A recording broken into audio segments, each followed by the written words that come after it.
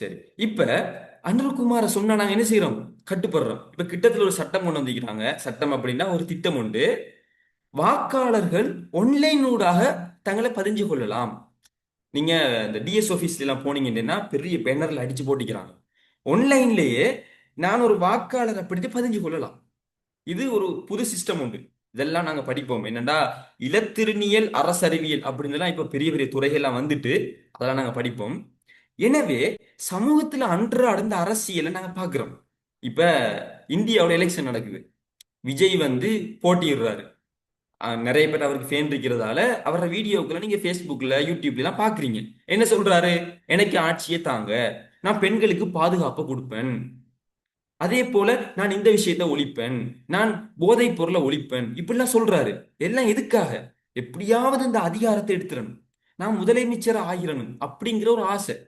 அதுக்கு வந்த ஒரு வேலை செய்யலாம், செய்யாமையும் போகலாம். அப்ப இது ஒரு அரசியல், நாங்க இதை கண்ணால பாக்குறோம். சரியா? அப்ப நல்லா புரிஞ்சு கொள்ளுங்க. இந்த அரசறிவியல் பாடம்ங்கிறது நம்முடைய ரத்தத்துல ஊறின உண்டு. நம்ம எல்லாருக்கும் அது தெரியும். குடும்பத்துல அதை பார்க்கிறோம். ஸ்கூல்ல மொனிட்டரை தெரிவு செய்யறாங்க. அந்த மொனிட்டரை சில டைம்ல மாணவர்கள பெரும்பான்மை விருப்பத்துல டீச்சர் தெரிவு செய்வா. அவர் எங்களை கட்டுப்படுத்துவாரு. நீ பேசினா ஒயிட் போர்ட்ல பேர் எழுதுவேன். அப்ப அதுக்கு பயந்து நாங்க அமைதியா இருக்கிறோம். இதுவும் ஒரு அரசியல். இது சமூகத்துல நடந்தா அதுக்குத்தான் நம்ம அரசியல் சொல்லுவோம். இது புதுசா ஒரு கஷ்டமான இந்த சந்திர மண்டலத்துல இருந்து கண்டுபிடிச்ச ஒரு பாடம் இல்லை. அன்றாட நம்ம பார்க்கிறது, நமக்கு நடக்கிறது. அது சமூகத்துல நடந்தா அது அரசியல் சொல்லுவோம். சரியா? இப்ப நான் உங்களுக்கு விஷயத்துக்கு வரேன். எங்கிட்ட தலைப்பு அரசறிவியல். இதான் எங்கட பாடம். இதை நாங்க புரிஞ்சு கொள்ளணும். சரி. இந்த அரசறிவியல் பாடங்கள் நல்லா பிள்ளைகள் கவனிச்சு கொள்ளுங்க. என் ஷார்ட் நோட்ஸ்ல இப்பதான் நான் ஆரம்ப பகுதியில இருந்து ஒவ்வொன்றாக வர போறேன். இப்ப நான் முதலாவது பாயிண்ட்ஸ் உங்களுக்கு விளங்கப்படுத்த போறேன். இந்த ஷார்ட் நோட்ஸ்ல முதலாவது பாயிண்ட்ஸ் நான் விளங்கப்படுத்த போறேன். இந்த அரசறிவியல் பாடத்துக்கு வரைவிலக்கணம் சொல்ல முடியாது. நல்லா கவனிச்சு கொள்ளுங்க. இப்ப வரைவிலக்கணம்டா என்ன? ஒரு குறிப்பிட்ட பொருள் இதுதான் சொல்றதுக்கு ஒரு வரைவிலக்கணம் இருக்கும். இப்ப இது பேக். சரியா? இந்த பேக்ட வரைவிலக்கணம் என்ன அப்படின்னா ஒரு பொதிகளை சுமந்து செல்லக்கூடிய ஒரு சாம்பல் நிறமான ஒரு பை. இது ஒரு வரைவிலக்கணம். அந்த வரைவிலக்கணத்தை கேட்ட உடனே அது இந்த பேக்கை மட்டும்தான் குறிக்கணும், வேற எதையும் குறிக்க கூடாது. இதுக்கு தான் சொல்லுவாங்க வரைவிலக்கணம் அப்படின்ட்டு. இப்படி ஒன்று சயின்ஸ்ல நிறைய இருக்கும். சூரியன்டா என்ன, வெப்பம்டா என்ன, எப்படி ஒளித்தகுப்பு நடக்குது, ஒவ்வொரு விஷயத்துக்கும் ஒரு வரைவிலக்கணம் இருக்கும். இதுதான் இப்படித்தான் நடக்கும். ஆனா அப்படி ஒரு வரைவிலக்கணம் இந்த பொலிட்டிக்கல் சயின்ஸுக்கு இல்ல. என்ன காரணம் தெரியுமா? இது எதை ஆராயுது? இந்த மனுஷனையும் இந்த சமூகத்தையும் இதுல நடக்கிற அரசியல் சார்ந்த விஷயங்களை தான் இது ஆராயுது. இப்போ ஒரு சிக்கல் ஒன்று இருக்குது. ஏன் இதுக்கு பொதுவான வரைவிலக்கணம் சொல்ல முடியாது அப்படி நீங்க கேட்டீங்கன்னா, இன்றைக்கு நான் ஒரு 2 வயசு புள்ளையை பார்த்துட்டு இந்த நீளத்துல இந்த அகலத்துல இருக்கிற இந்த புள்ளதான் மனிதன் என்று அழைக்கப்படும் சொன்னா அதை நீங்க ஏத்துக்கொள்வீங்களா? அப்ப அந்த புள்ள 5 வயசு ஆனதுக்கு பிறகு அவனோட தோற்றம் மாறிடும். அவனுக்கு புது புது விஷயங்கள் வரும், புது புது உணர்ச்சிகள் வரும். அப்ப அவனை என்னன்னு சொல்ற? அதுவும் மனுஷன் தானே. அப்ப நான் இதை வரைவிலக்கணப்படுத்தினா அவன் 5 வயசு ஆனதுக்கு பிறகு இந்த வரைவிலக்கணம் பிழையாயிடும். இப்ப அவன் இளைஞர் பருவத்துக்கு மாறிட்டான். மாறினத்துக்கு பிறகு நான் 5 வயசுல சொன்ன வரைவிலக்கணம் பிழையாயிடும். சரி, இப்ப இளைஞர் பருவத்துக்கு வந்துட்டான் தானே.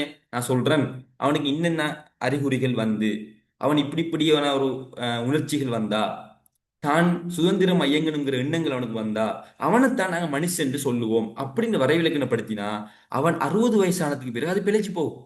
ஏன்? அவன் டோட்டலா வேறையா மாறி இருப்பான். அவனோட உணர்ச்சிகள் மாறி இருக்கும், அவனோட மூளையில செயற்பாடுகள் மாறி இருக்கும். அப்ப இது பிழையாயிடும்.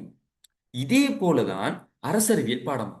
கிரேக்க காலத்துல அரச பத்தி படிச்சாங்க, ஆனா உரோம காலத்துல அரசாங்கத்தை பத்தி படிச்சாங்க. அதே போல மத்திய காலத்துல மதம் செல்வாக்கு செலுத்தினுச்சு. நவீன காலத்துல அதிகாரத்தை பத்தி படிச்சாங்க. அதே போல இன்றைய காலங்களில் ஜனநாயகம் அப்படி இப்படி என்னையோலாம் படிக்கிறாங்க. அப்ப ஒவ்வொரு காலத்துக்கு காலம் இந்த அரசறிவியல் பாடம் மாறிக்கொண்டே இருக்குது. ஒவ்வொரு இடத்துக்கு இடம் அது மாறிக்கொண்டே இருக்குது. அமெரிக்காவில் இருக்கிற அரசியல் வேற, சவுதி அரேபியாவில் இருக்கிற அரசியல் வேற, இலங்கையில் இருக்கிற அரசியல் வேற, இந்தியாவில் இருக்கிற அரசியல் வேற. எனவே இப்படி மாறி மாறி மாறி இருக்கிறதால இதுக்கு ஒரு வரையறைங்கிறத சொல்லலாம். கிரேக்க காலத்துல இருக்கிறவன் சொன்னான் அரச பத்தி படிக்கிறது தான் அரசறிவு என்று சொன்னான். ஆனா அது உரோம காலத்துக்கு போகும்போது அந்த வரையறைக்கு பிழை ஆயிடுச்சு. அப்படி இல்ல, அரசாங்கத்தை பத்தி சட்டத்தை பத்தி படிக்கிறது தான் அரசறிவு என்று அவன் சொன்னான். ஆனா மத்திய காலமாகக்குள்ள அது பிழையாயிற்று. ஏண்டா ஒரு மதத்துக்குள்ள அரசியல் வந்துச்சு. நவீன காலம் வரக்குள்ள அதிகாரத்தை கைப்பற்றுறது தான் அரசறிவியல் அப்படின்னு சொன்னான். இப்ப பழைய வரைவிலக்கணங்கள்லாம் பிழையாயிடுச்சு. எனவேதான் நாங்க சொல்றோம், ஒரு குறிப்பிட்ட வரைவிலக்கணத்தை அரசறிவியலுக்கு சொல்ல இயலாது. விளங்கிட்டா? இதுதான் என்ன முதல் பாயிண்ட்ஸ். இப்ப நாங்க அடுத்த பாயிண்ட்ஸுக்கு வர போறோம். சரியா? நாங்க அடுத்த பாயிண்ட்ஸுக்கு வாரத்துக்கு முதல் ஏன் ஒரு குறிப்பிட்ட வரைவிலக்கணத்தை சொல்ல முடியாது அப்படிங்கிறதுக்கு நான் சொன்னேன். இது காலத்துக்கு காலம் மாறுபடும் என்று சொன்னேன். இப்ப நான் உங்களுக்கு ஒரு வரலாறு சொல்ல போறேன். கிரேக்க காலத்துல இருந்து இன்றைய நாள் வரைக்கும் நான் அப்படியோ வர போறேன். அழகான முறைக்கு கவனிச்சு கேட்டுக்கொண்டிருக்கீங்க. இன்ட்ரெஸ்டான கதை. இதை கதை மாதிரி கேட்டீங்கன்னா நீங்க பாடமாக்கவே தேவையில்லை. அப்படியே மைண்ட்ல பிக்ஸ்டா பதிஞ்சிரும். இந்த கிளாஸ்ல நீங்க உட்கார்ந்து எழுப்பிட்டு போனாலே போதும், வேற ஒண்ணும் செய்ய தேவையில்லை. சரியா? இப்ப கதை கேட்க ஸ்டார்ட் பண்ணுங்க. நான் உங்களுக்கு கிரேக்க காலத்துல இருந்து வரப்போறேன். சரி, எல்லாம் ரெடியா? இந்த கதையை கேட்கறதுக்கு கிரேக்க காலத்துல இருந்து இப்ப நவீன காலம் வரைக்கும் நாங்க வரப்போறோம். இந்த கதையை கேட்கறதுக்கு எல்லாம் ரெடியா? இது ரெடி. ஆ சார். ஆ ஓகே, ரெடி. சரியா? ஜூம்ல பிள்ளைகள் அந்த இதெல்லாம் பயன்படுத்த தெரிஞ்சிருக்கணும். இந்த லைக் போடுறது, ஹார்ட் போடுறது. சரியா? அதெல்லாம் பாருங்க. இதுல ரியாக்ட்னு ஒரு ஆப்ஷன் ஒன்று இருக்குது உங்க போன்ல. அதுக்கு போனீங்கன்னு சொன்னா எல்லாமே இருக்குது. அதெல்லாம் இடைக்கிற போடணும். அப்பதான் நானும் மோட்டிவேஷன் ஆகுவேன், மற்ற பிள்ளைகளும் மோட்டிவேஷன் ஆகும். சரியா? அவன் பிள்ளைகள் ரெடியா இருக்குது அப்படின்னு நானும் கொஞ்சம் நல்லா படிப்பிப்பேன். எனவே இன்ஷா அல்லாஹ் அதுகளை நீங்க செஞ்சு கொள்ளணும். சரி, ஓகே. இண்டையில இருந்து கிட்டத்தட்ட 25 நூற்றாண்டுகளுக்கு முதல் நீங்க யோசிக்கலாம், என்னடா நம்ம 2026ல் இருக்கிறோம். சரியா? அப்ப 2026ங்கிறது என்ன? கிட்டத்தட்ட எத்தனை 21ஆம் நூற்றாண்டுல நாங்க இருந்து கொண்டிருக்கிறோம். அப்ப இண்டையில இருந்து 25 நூற்றாண்டுக்கு முதல் அப்படின்டா இயேசு கிறிஸ்து பிறக்கிறதுக்கெல்லாம் முதல் கிமு 4ஆம் நூற்றாண்டு அந்த காலகட்டங்கள்ல, 4ஆம் நூற்றாண்டு அல்லது 3ஆம் நூற்றாண்டு அந்த காலகட்டங்கள்ல கிரேக்க காலம் அப்படின்னு ஒன்று இருந்துச்சு. சரியா? அங்க இருந்துதான் நம்முடைய இந்த அரசறிவியல் பாடம் ஸ்டார்ட் ஆகுது. அதுக்கு என்ன ஆதாரம்? கிரேக்க காலத்துல இருந்துதான் அரசியல் ஆரம்பிச்சது அப்படின்டா அதுக்கு உறுதியான ஆதாரம் இல்லை. இருந்தாலும் ஒரு சின்ன ஆதாரம் உண்டு இருக்குதுன்னு சொல்றாங்க. என்ன அப்படின்டா, நம்மட பாடத்துல பேர் என்ன? Political science. ஓகே. இந்த பொலிட்டிக்கல்ங்கிற வார்த்தையை எடுத்து எடுத்து பார்த்தோம்டா இது எந்த சொல்லுல இருந்து வந்திருக்குது அப்படின்னு தேடினா பொலிட்டிகோஸ் அப்படிங்கிற இலத்தீன் மொழி சொல்லுல இருந்து தான் இது வந்திருக்குது. சரி, இந்த பொலிட்டிகோஸ்ங்கிற வார்த்தை அதுக்குள்ள என்ன வார்த்தை மறைஞ்சிருக்குது அப்படின்னு தேடினா போலீஸ்ங்கிற வார்த்தை மறைஞ்சிருக்குதா. ஓகே, போலீஸ்னா என்ன அர்த்தம் அப்படின்னு கேட்டா நகர அரசுன்னு சொல்றாங்க. இந்த நகர அரசுங்கிறது இந்த வரலாற்றுல எங்க பேசப்பட்டுச்சு அப்படி தேடினா அது கிரேக்க காலத்துல தான் பேசப்பட்டுச்சு. அரிஸ்டோட்டில் எழுதின அரசியல்ங்கிற நூல்ல தான் அதை பத்தி எழுதியிருக்கிறாரு. பிளேட்டோட பிளேட்டோட நூல்கள்லையும் இதை பத்தி எழுதியிருக்கிறாரு, குடியரசுங்கிற நூல்ல. அப்பதான் அறிஞர்கள் சொன்னாங்க, ஓகே, இந்த பொலிட்டிக்கல் சயின்ஸ்ங்கிற அரசறிவியல் பாடம் கிட்டத்தட்ட 25 நூற்றாண்டுக்கு முதல் கிரேக்க காலத்துல தான் ஆரம்பிக்கப்பட்டிருக்கணும் அப்படின்னு சொல்றாங்க. அரசியல்ங்கிறது மனுஷன் பிறந்ததுல இருந்தே தொடங்கிட்டு, ஆனா அதை படிக்கிற பாடம் தானே அரசியல் விஞ்ஞானம். இது தொடங்கினது கிரேக்க காலத்துல இருந்துதான் அப்படின்னு அறிஞர்கள் சொல்றாங்க. அப்ப பொலிட்டிக்கல் அப்படின்னு சொன்னா அதுல இருந்து பொலிட்டிகோஸ், பொலிட்டிகோஸ்ங்கிறதுக்குள்ள போலீஸ்ங்கிறது மறைஞ்சிருக்குது. அதுல அர்த்தம் நகர அரசு. அது கிரேக்க காலத்துல இருந்துச்சு. எனவே அங்கிருந்து தான் அரசறிவியல் தோற்றம் பெற்றது அப்படின்ட்டு இவங்க சொல்றாங்க. இப்ப நாங்க கிரேக்க காலத்துக்கு போவோம். நல்லா கற்பனை பண்ணுங்க. ஒரு பழைய காலம். அரிஸ்டோட்டில் இருக்கிறாரு, பிளேட்டோ இருக்கிறாரு. இவங்கெல்லாம் பெரிய பெரிய அறிஞர்கள். இவங்கெல்லாம் சாதாரண ஆட்கள் இல்ல. மெக்ஸ பத்தியும் பேசியிருக்கிறாங்க, சயின்ஸை பத்தியும் பேசியிருக்கிறாங்க, சைக்காலஜி பேசியிருக்கிறாங்க, எல்லாம் பேசியிருக்கிறாங்க. ஆனா அவங்களோட கருத்துக்கள்ல ஒரு 60% பிழை அப்படின்ட்டு இன்றைக்கு அறிவியல் நிரூபிச்சிருக்குது. நமக்கு அது தேவையில்லை. ஆனா சில கருத்துக்கள் உண்மையும் இருக்குது. அந்த அடிப்படையில இவங்க ஒரு அறிஞர்களாக வாழ்ந்த காலம். மனிதர்கள் எல்லாரும் ஒரு சின்ன சின்ன டீமா சேர்ந்து ஒரு நகரத்துல வாழ்ந்து கொண்டிருக்கிறாங்க. கிளாஸ் 9:05 முடியுமா? திரும்ப ரீஜாயின் ஆகுங்க. சரியா? இப்ப நான் கல்முனைங்கிற நகரத்துல வாழ்ந்து கொண்டிருக்கிறேன். கல்முனைங்கிறதுல ஒரு சாய்ந்தமருதுங்கிற ஊர்ல வாழ்றோம். இப்ப நான் படிப்புக்காக ஜஃப்னாங்கிற ஒரு யாழ்ப்பாணம்ங்கிற ஒரு நகரத்துல வாழ்ந்து கொண்டிருக்கிறேன். சரியா? ஆனா இந்த யாழ்ப்பாணம், கல்முனை இதெல்லாம் சேர்ந்து இலங்கைங்கிற ஒரு அரசு இருக்குது. அதுக்குள்ளதான் இது வரும். ஆனா கிரேக்க காலத்துல 25ஆம் நூற்றாண்டுக்கு முதல் இப்படி இருக்கல. யாழ்ப்பாணம் சென்னா அது ஒரு அரசு, கல்முனை சென்னா அது ஒரு அரசு. அதுக்குள்ள இருக்கிற மக்களுக்கு மாத்திரம் ஒரு தலைவன் இருப்பான். இல்லாட்டி ஒரு அவனை அரசன் என்று சொல்லுவாங்க, அல்லது ஒரு நீதிபதி என்று சொல்லுவாங்க. அவனுக்கு கீழே ஒரு கொஞ்சம் மக்கள். சரியா? இந்த பிளேட்டோ யாரோ சொன்னாரு, ஒரு குன்றுல நின்று பார்த்தா எவ்வளவு மக்கள் விளங்குவாங்களோ அவ்வளவுக்கு தான் ஒரு அரசுல மக்கள் இருக்கணும்னு சொன்னாங்க. அப்ப இப்படி கொஞ்சம் பேரை வச்சு ஒரு அரசாக அவங்க ஆட்சி செஞ்சுட்டு வந்தாங்க. அதுக்குண்டு தனி இராணுவங்கள், அதுக்குண்டு தனி சட்டங்கள், அதுக்குண்டு தனி அரசன். சரியா? இப்படித்தான் இந்த இது நடந்து கொண்டிருந்துச்சு அந்த காலத்துல, 25ஆம் நூற்றாண்டுக்கு முதல். அப்ப இதெல்லாம் இந்த அரிஸ்டோட்டில், பிளேட்டோ, சோக்ரட்டிஸ் எல்லாம் பாக்குறாங்க. எப்படி இந்த அரசியல் நடக்குது, ஆட்சியாளன் எப்படி இருக்கிறான், இந்த மக்கள் எப்படி இருக்கிறாங்க எல்லாம் பாக்குறாங்க. பார்த்துட்டு அவங்களோட உள்ளத்துக்குள்ள ஒரு கவலை. இது இப்படி இருக்கக்கூடாது. ஒரு நல்ல அரசுன்னு சொன்னா எப்படி இருக்கணும்னு கற்பனை பண்றாங்க. அவங்களோட கற்பனையில ஒரு அரசன் இருக்கிறான், அவன் நீதியை ஆட்சி செய்யறான், அங்க இருக்கிற மக்கள் எல்லாருக்கும் நிலவு செய்யறான், அங்க மக்கள் சந்தோஷமா வாழ்றாங்க, நிம்மதியா வாழ்றாங்க, சமத்துவமா வாழ்றாங்க, சுதந்திரமா வாழ்றாங்க. அப்ப இதெல்லாம் அவன் கற்பனை பண்றான். பண்ணிட்டு திங்க் பண்றான், சரி அப்படி ஒரு அரசு இருக்கணும்டா என்னென்ன இருக்கணும், என்னென்ன ஆட்சியாளன் எப்படி இருக்கணும், மக்கள் எப்படி இருக்கணும். அப்ப அதெல்லாம் பேச ஆரம்பிக்கிறாங்க சமூகத்துல. இதன் விளைவாகத்தான் ஒவ்வொரு ஆளும் ஒவ்வொரு டியூஷன் சென்டரை போட்டு பிள்ளைகளுக்கு படிச்சு கொடுக்குறாங்க.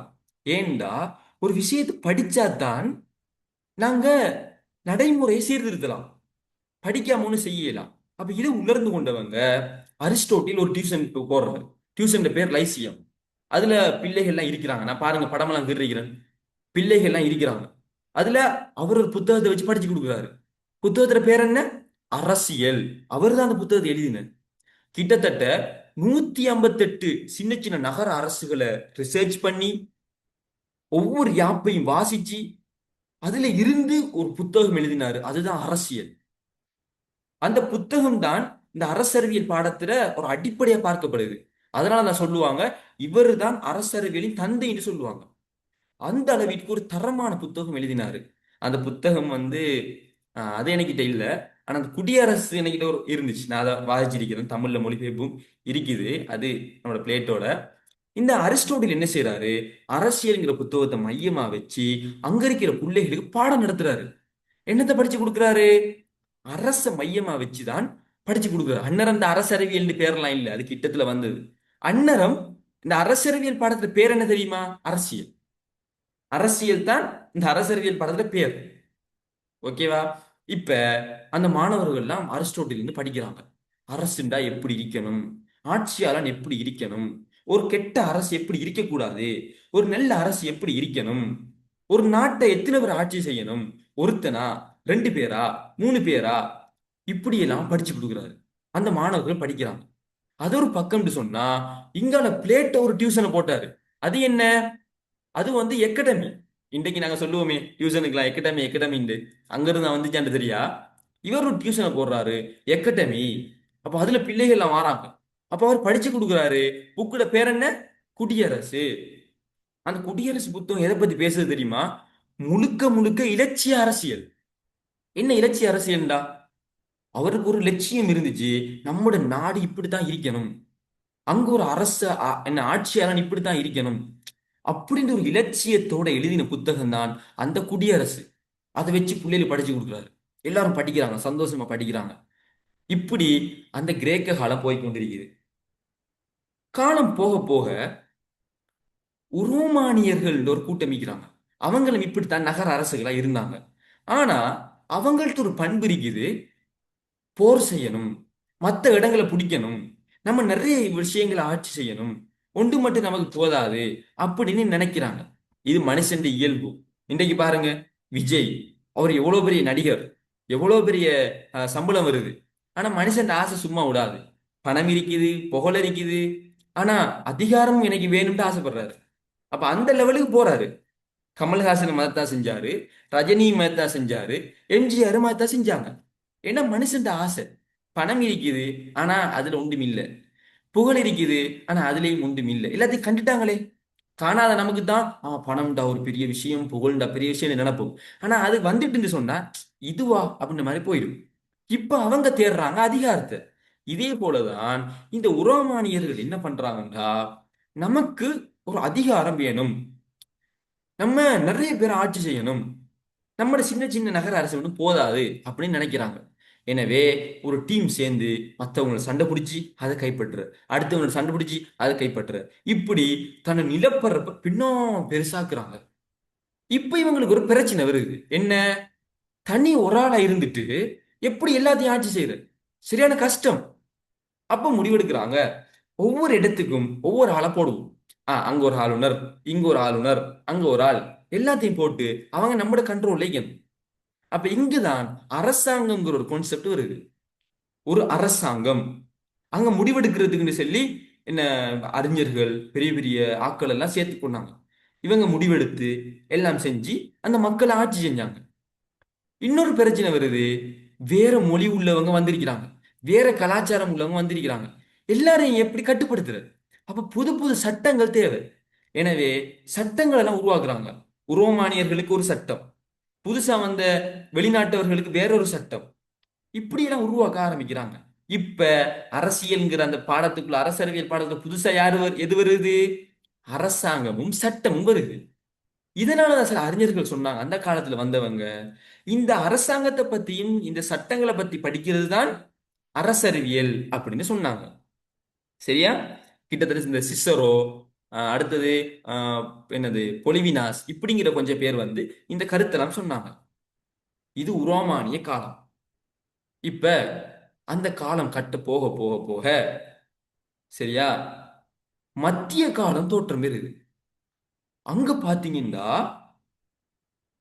சில மக்கள் சொல்றாங்க, இந்த ஆட்சி அதிகாரம்ங்கிறது, மக்களை கட்டுப்படுத்துறது, மக்கள் மூலமாக இருந்து நம்ம அதிகாரத்தை பெற்று அவங்கள ஆட்சி செய்யறது பிழை.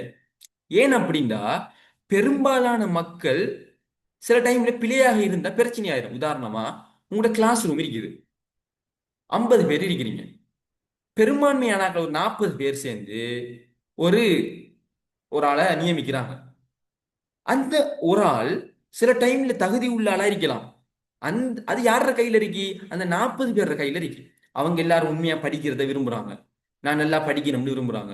எனவே நான் என்ன கட்டுப்படுத்தணும், என்ன கண்ட்ரோல் பண்ண ஒரு ஆள் வேணும் அப்படிங்கிற எண்ணத்துல ஒரு ஆளை தெரிவு செய்யறாங்க. அப்ப யாரா தெரிவு செய்வாங்க? நல்ல ஒரு படிக்கிற பொடியன், ஸ்ட்ரிக்டான பொடியனை தெரிவு செய்வாங்க.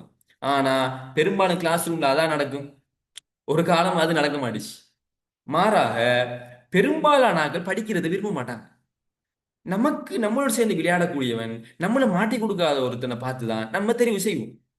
இப்ப பெரும்பான்மை விருப்பத்துல வந்தவன் எப்படிப்பட்டவன் ஆயிப்பான்? அவன் ஒரு மாச்சக்காரன் ஆயிப்பான், நம்மளை போல விளையாடக்கூடியவன் ஆயிப்பான். அப்ப இவன் எப்படி நம்முடைய சமூகத்தை சரியா கொண்டு போயிடும்? அப்ப இப்படி ஒரு பிரச்சனை வருது. எனவேதான் மத்திய காலத்துல சொல்றாங்க, இல்ல இல்ல, மக்கள்கிட்ட இருந்து நாங்க அதிகாரத்தை பெற்று நாங்க மக்கள் மூலமாகவே சட்டங்களை உருவாக்கி ஆட்சி செய்யறது பிழை. சட்டம் இயற்றுற அதிகாரம் மக்களுக்கு இல்ல, மாறாக இந்த மனிதர்களை படைச்ச இறைவனுக்கு தான் இருக்குது அப்படின்ற ஒரு கொள்கையை கொண்டு வராங்க. ஏண்டா அந்த காலத்துல கிறிஸ்தவ மதம் உண்டாக ஆரம்பிக்குது. கிறிஸ்தவ மதத்துல அடிப்படை என்ன? இறைவன் ஒருத்தன் இருக்கிறான், அவன்தான் இந்த உலகத்தில் இருக்கிற எல்லாரையுமே படைச்சது. எனவே சட்டம் இயற்றுற அதிகாரம் இறைவனுக்கு தான் தெரியும். ஏன்? அவருக்கு இறந்த காலம் தெரியும், நிகழ்காலம் தெரியும், எதிர்காலமும் தெரியும்.